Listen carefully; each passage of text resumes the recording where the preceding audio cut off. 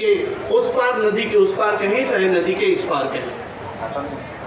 बंधु, आज इस अवसर पर मैं केवल इतना ही कहना चाहूंगा कि हमेशा किसी भी चीज का विकास, किसी भी स्थान का विकास एक नेतृत्व करने वाला व्यक्ति जब तक आगे नहीं आता तब तक उसका विकास नहीं होता, वो आगे नहीं बढ़ता। मुझे इस बात का गौरव भी है और मैं धन्यवाद भी करता हूँ।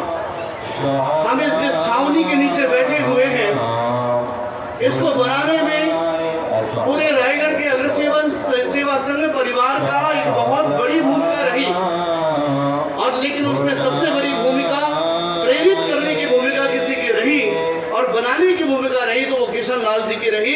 हम सब तो यहाँ पर बैठे हैं और किशन लाल जी का पूरा परिवार बाहर बैठा हुआ, ये उनका बड़प्पन है।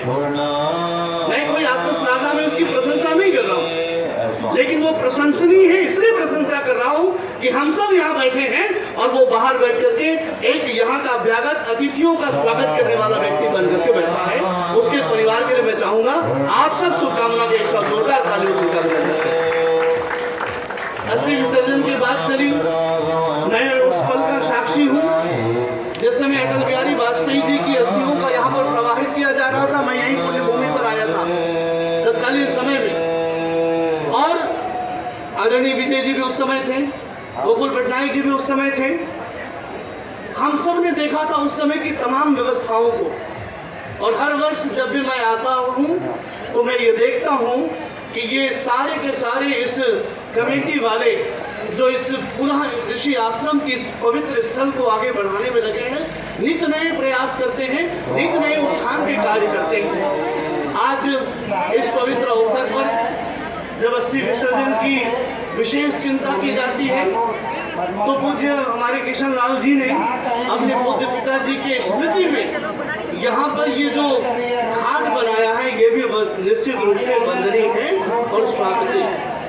घाटों की श्रृंखला में हम सब जाते हैं काशी में और वाराणसी में जाते हैं तो लगभग हम सबके से वैसा कोई व्यक्ति नहीं है जो गंगा मैया में ऐसे गांव में हम सफर न करते। हम एक तरफ देखते हैं 80 घाट, दूसरे तरफ मणिकर्णिका घाट और 84 घाट, न जाने कितने घाटों को हम सब देखते हैं। मुझे इस बात का गौरव और फक्र भी है कि आने वाले समय में रायगढ़ और सारंगगढ़ की ये दोनों जगह के लोग इसी प्रकार से घाटों का यहाँ पर निर्माण करेंगे। एक लंबी घाटों की श्रृंखला लगेगी और वहाँ से भी लोग यहाँ पर आएंगे और देखेंगे कि देखो जैसे काशी में घाट बने हुए हैं वैसा इस औरत धाम में भी घाट बना हुआ है। मैं इतना ही आग्रह करूंगा कि हम सब इस स्थल के विकास के लिए आदरणीय किशन जी, उनके परिवार और इस समिति के सारे सदस्यों का, अग्र सेवा संघ परिवार सारंगगढ़ और रायगढ़ का हम सब उनकी सराहना करें, उनका सहयोग दें, उनके साथ हैं तो निश्चित रूप से विकास होगा। एक धार्मिक रूप से इसका विकास होगा, आध्यात्मिक रूप से विकास होगा।